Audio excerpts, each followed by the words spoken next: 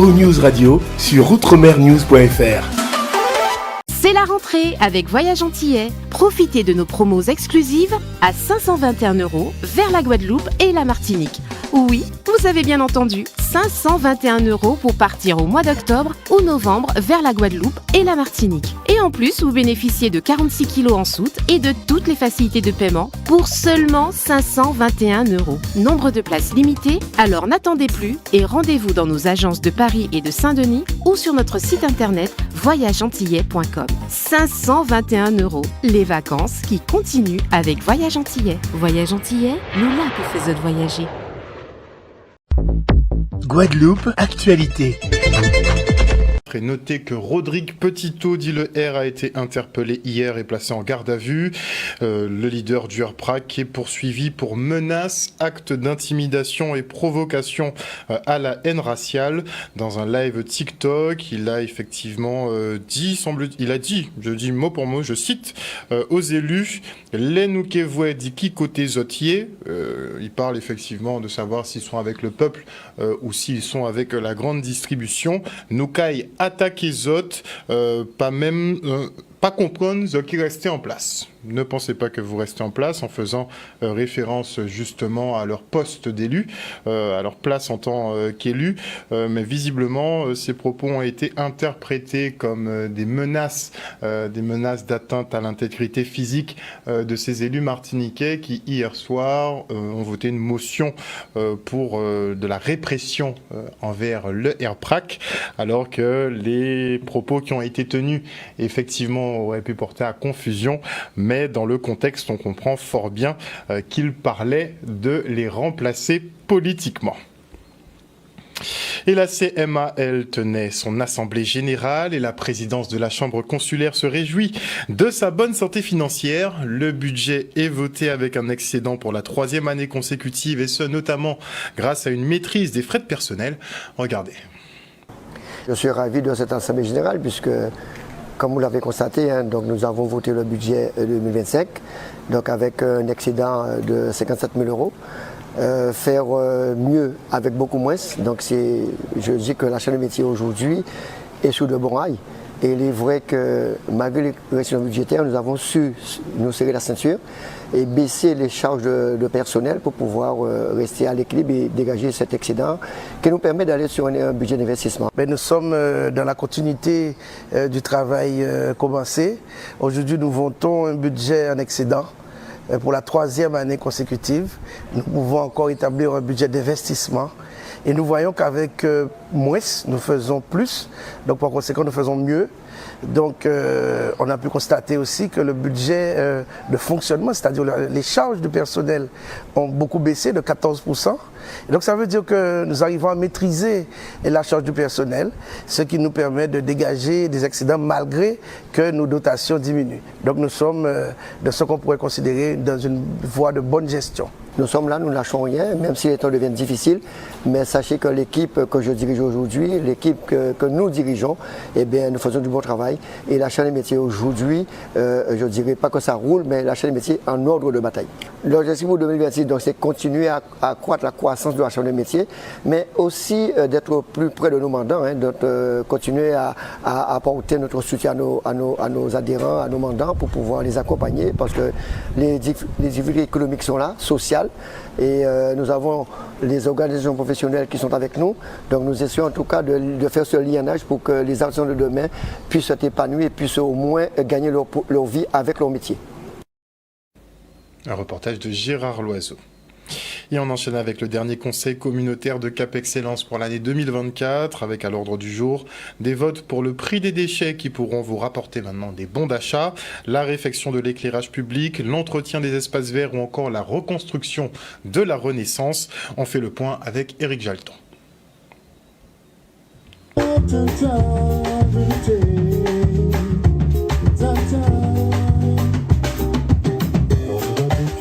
Nous sommes toujours dans cette démarche d'animation territoriale, donc l'animation qui va porter sur l'économie et le tourisme. Alors c'est le dernier conseil communautaire de l'année 2024. On a quelques affaires intéressantes, le tri des déchets verts, qui va désormais être gratifié par des bons d'achat dans des enseignes, les grandes enseignes aussi, les petits commerces, notamment pour le verre, installé sur l'ensemble du territoire communautaire. Nous avons la zone d'activité économique de Grand Camp Ouest que va continuer à requalifier dans tous les domaines, accessibilité, route piétonne, éclairage public, et espace vert. On a fait une petite rallonge de 1,3 million pour pouvoir terminer l'affaire. La mise à disposition d'un bail pour pouvoir construire la Renaissance, dont on est propriétaire de la façade et qui va être reconstruit à l'identique. Les travaux ont commencé, on a déjà mis des plus de 20 mètres pour consolider la future structure et le bail sera accordé pour 25 ans à Cinestar pour construire ce futur Renaissance, théâtre, cinéma et j'en passe. Et évidemment, les traditionnels jours à tradition 2024, avec plus de 200 exposants agricoles, artisans, des jeunes entreprises, des jeunes chefs d'entreprise et les îles du Sud, les entreprises artisanales des îles du Sud qui seront également cette année-ci accueillis à joie tradition. On a vu d'ailleurs tout le monde à y participer. Le reste, ce sont des affaires quelque peu courantes, techniques, et que nous aurons l'occasion d'exposer autrement. Et on part pour l'ouverture de la saison des escales de croisière ADH. Les infrastructures portuaires sont prêtes à accueillir les visiteurs avec le village artisanal qui est maintenant opérationnel. Et pour les premières arrivées, eh bien, les élèves de la ville ont pu venir échanger dans des langues étrangères avec les touristes. Regardez.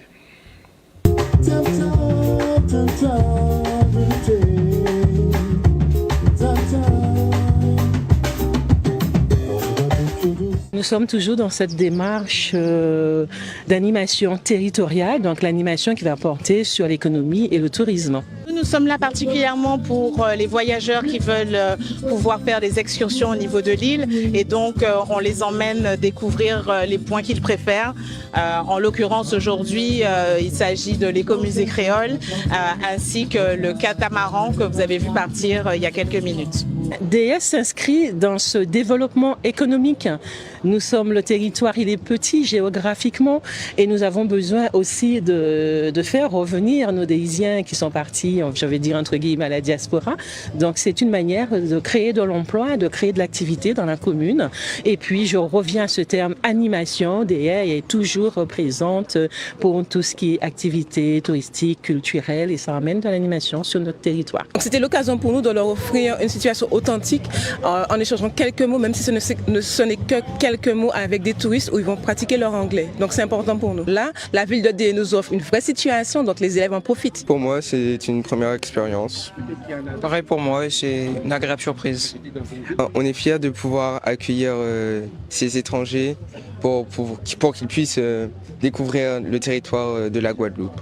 On est assez satisfait et c'est vrai que la ville aussi fait pas mal d'efforts pour pouvoir entretenir la capacité d'accueil quand on voit les travaux qui ont été effectués et la beauté du résultat. On est assez satisfait également. Naturellement, DS est un joyau. Et puis il y a eu des aménagements. Vous avez certainement vu juste derrière nous le village artisanal. Nous savons qu'au niveau sanitaire, nous répondons aux normes. À côté, vous avez les toilettes. Nous avons refait les signalisations. Oui, il y a eu beaucoup d'investissements au niveau de la commune pour mieux répondre aux attentes des croisiéristes pour cette saison. Ils aiment à découvrir la Guadeloupe, qui se fait de plus en plus connaître de manière internationale et on en est très heureux. Notre but, c'est ça, de promouvoir notre île. Ils apprécient en fait les différents environnements qu'ils peuvent justement rencontrer et découvrir. Ça leur permet de faire aussi toutes les activités qui sont liées à ces différents types d'environnements. Je dois dire qu'ils sont très satisfaits de la Guadeloupe. Et à Petit-Bourg, on travaille à la construction du nouveau port à sec de la vinaigrerie, un projet de longue date qui voit enfin le jour. On fait le point avec David Nebor. Nous avons en vue un grand port de 500 anneaux.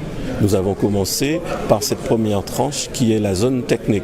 Mais c'est une zone technique qui va permettre déjà de stocker des embarcations dans des conditions qui permettent de préserver l'environnement, mais qui permettent tout d'abord de préserver les embarcations elles-mêmes. Donc cela veut dire que ceux qui seront nos clients ici auront l'avantage d'avoir une plus longue durée de vie de leur embarcation et aussi auront l'avantage d'avoir des coûts d'entretien moins importants que quand on a un bateau qui baigne à Saint-François ou à Gauzier ou à Pointe-à-Pitre. Ça fait déjà très longtemps qu'on est sur ce projet qui enfin a vu le jour et puis donc on jure c'est un aboutissement.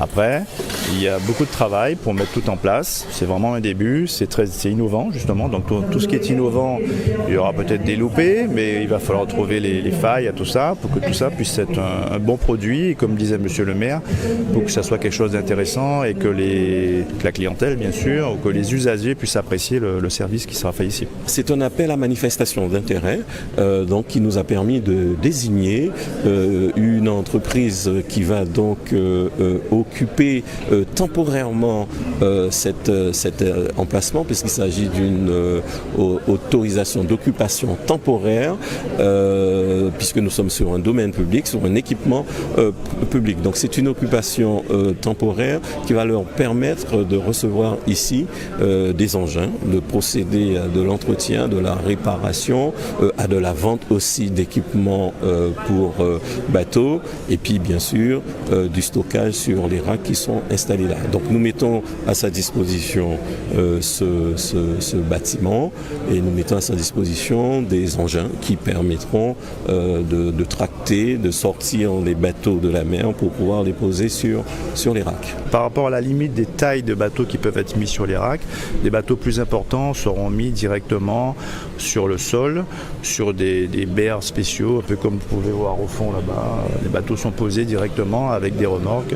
Et donc sur l'esplanade qui est quand même assez grande, on peut encore mettre une vingtaine ou une trentaine de bateaux. On a un potentiel maximum de 100 bateaux à peu près ici. Et on se rend à la ville de Moule qui, elle, inaugure son musée virtuel. Regardez. Ça fait quelques mois avec la commune et la Villette que nous travaillons sur ce projet et nous avions hâte qu'il puisse être ouvert à la population. Et comme nous l'avons vu en visitant l'équipement, nous sommes maintenant dotés d'un équipement qui, d'ailleurs pour l'ensemble de la population est bien au-delà de l'agglomération du Moule, est complet en matière d'offres numériques et d'approches ludiques du monde de l'art. Je trouve que c'est une très bonne chose, c'est une idée qui a germé depuis plus de 3 ans et qui aujourd'hui voit le jour. Et moi-même, je me rends compte en visitant la microfolie que l'équipe de la bibliothèque et la commission des affaires culturelles et Madame Sermonceau qui est là, l'adjointe au maire chargée des affaires culturelles, ils ont fait du bon travail. Et pour nos enfants, c'est aussi une très bonne chose parce que ça leur permet de venir ici, de s'ouvrir aux autres et de prendre aussi des autres pour pouvoir se former et être de bons citoyens. L'idée en fait derrière cette création du réseau Microfolie, c'était de démocratiser la culture. Qu'est-ce qu'on entend par démocratiser la culture, pardon ? C'est tout simplement d'aller vers les habitants, d'aller vers les scolaires, d'aller vers des publics qui n'ont pas d'offres de proximité, comme on peut l'entendre, et aussi de créer ce lien entre des publics et des œuvres pour que des curiosités et des questions s'éveillent et que chacun et chacune puisse se saisir des œuvres à sa façon grâce au biais du numérique. Nous apportons pour nos enfants beaucoup d'ouverture, ils vont se l'approprier et vous avez entendu, oui c'est vrai, ils vont découvrir les arts de l'autre côté, mais ils vont découvrir aussi les arts, la culture de la Guadeloupe et aussi du monde caribéen. Nous sommes heureux, je vois le collègue Bardaï qui est le président de la communauté d'Aglo, nous avons déjà fusionné nos bibliothèques et maintenant ça sera un plus pour tous les jeunes et même les personnes âgées de la communauté du Nord Grande Terre. Le numérique a une facilité de proximité puisqu'on a directement accès à. Il y a une facilité aussi d'accès puisque la microfolie est gratuite. Et l'équipement que vous retrouverez à la médiathèque de Le Moule va vraiment permettre d'ouvrir les horizons culturels. Qui dit numérique ne dit pas non plus absence de relations humaines et l'équipe de la médiathèque de Le Moule fera extrêmement bien le lien entre des œuvres numérisées et des savoirs puisque sans médiation, le musée est à moitié amputé. Donc le gros avantage que vous retrouverez sur la microfolie Microfolie de Le Moule, ce sera d'avoir des équipements de pointe avec des équipes extrêmement dynamiques pour créer une programmation à destination des habitants. Et les élèves de la ville de Pointe-à-Pitre ont effectué une marche en faveur du Téléthon. Leur manière de sensibiliser le public à la lutte contre les myopathies. Regardez.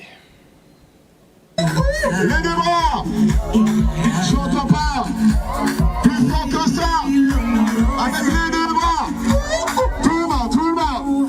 Le Téléthon, c'est une émission de télévision et ça se passe pendant 30 heures. Et le but de cette émission-là, c'est qu'ils veulent récolter de l'argent pour payer les gens qui font les médicaments. Maintenant, nous allons aussi vous expliquer pourquoi le mot Téléthon. Le mot Téléthon, c'est le mot télévisé et la dernière syllabe du mot marathon, c'est-à-dire un marathon télévisé. Je suis très contente d'y participer parce que c'est une belle cause et n'hésitez pas à donner. Donner quoi? De l'argent pour ceux qui ont des handicaps, donner de l'argent pour les enfants malades, pour aider à soigner leurs maladies, pour les recherches. Alors aujourd'hui, donc la Fédération sportive et culturelle, plus communément appelée XL Guadeloupe, a organisé son deuxième Téléthon. Donc l'objectif, c'est de sensibiliser l'ensemble des élèves à la solidarité et à l'acceptation de la différence. Nous allons, pendant la marche, il y aura des urnes qu'on pourra mettre une pièce, que c'est pour lutter contre les maladies rares, la myopathie et d'autres maladies rares. À l'école, nous avons appris que le Téléthon c'est bien parce qu'il y a des gens qui ne peuvent pas y participer, donc c'est pour les encourager à ne pas baisser les bras. Je suis contente d'être ici. À l'école, on a appris à quoi ça sert le Téléthon. Le Téléthon sert à récolter des fonds pour aider les scientifiques à acheter ce qu'il faut pour les maladies rares. On a fait un texte sur le Téléthon. On a appris qu'en fait, on devait donner des pièces pour qu'on donne aux gens et que les gens ils les ramènent pour aider les gens qui sont malades. Alors aujourd'hui, l'objectif vraiment c'est de montrer que le Téléthon concerne tout le monde, les jeunes et les moins jeunes. Donc aujourd'hui, nous avons voulu donc organiser cette marche afin de vraiment toucher un large public, mais surtout toucher les plus petits, afin que le geste du Téléthon, vis-à-vis du Téléthon, puisse être un geste conscientisé chez eux. C'est pour aider les gens qui ont une sorte de maladie qui s'appelle myopathie, qui est très grave, que c'est sur le don musculaire et que on peut perdre la vie à cause de ça. Et maintenant, on parle de sensibilisation à la lutte contre le cancer. Et à cet effet, je reçois le docteur Yanis César Cancel, qui est membre de la chorale Gospel Celebration Singers. Bonsoir à vous. Bonsoir Harold. Alors, comme vous me le disiez un peu plus tôt, votre chorale a décidé de sensibiliser effectivement au cancer. Vous avez déjà organisé une première manifestation la semaine dernière, un symposium. Il y aura aussi un concert. On va d'abord revenir sur le symposium. Dites-nous tout. Alors, on a fait, c'est une manifestation en 2 volets.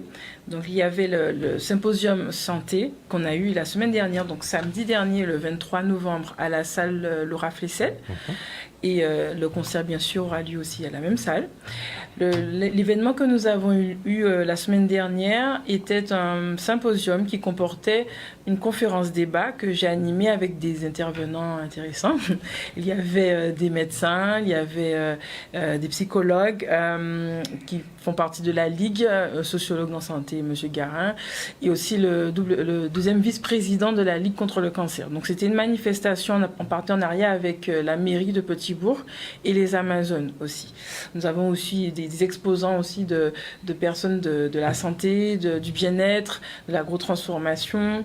Notamment les Amazones aussi ont montré avec des ateliers pratiques l'autopalpation des seins pour justement dépister, on va dire de façon individuelle, quelque chose d'anormal au niveau des seins. Voilà, et ensuite on a terminé par une Zumba. Voilà. Très bien. Donc ça, c'était pour la journée de la semaine dernière. Voilà, la semaine dernière. Ce n'est pas tout, puisque vous organisez aussi un concert hommage. Oui. Bien sûr.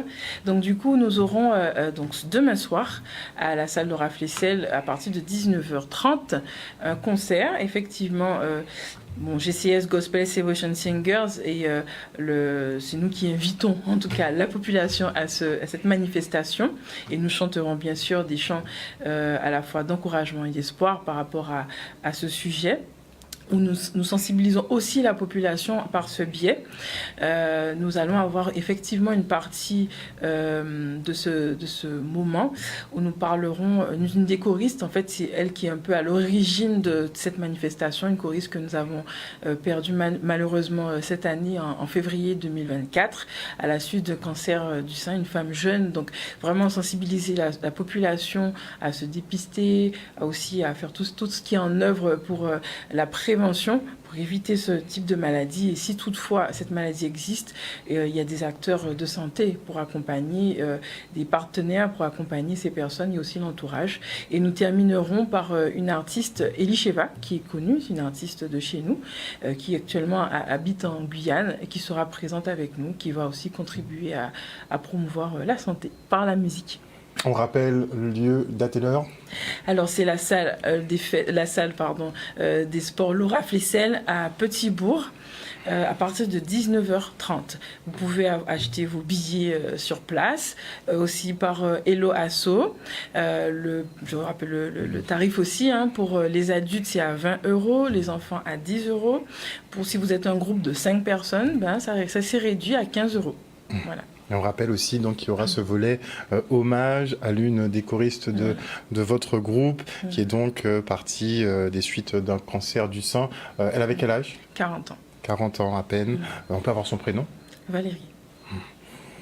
Et donc on invite la population effectivement à participer à ce concert hommage, mais aussi autour de la sensibilisation, autour du cancer du sein. On rappelle que la prévention est primordiale, puisque plus la prise en charge s'effectue tôt, plus vous aurez effectivement des chances de survie. Merci en tout cas pour tout ce que vous faites. Merci pour votre invitation. Et on fait maintenant, avant de se quitter, un petit focus sur le marché de Montréal à Pointe-à-Pitre. Plusieurs dizaines de producteurs locaux sont présents le samedi pour vous proposer tout ce qui pousse en Guadeloupe. Moi, franchement, chaque fois que j'y vais, je trouve des produits que je ne connaissais pas. Franchement, ce marché est magnifique. Regardez.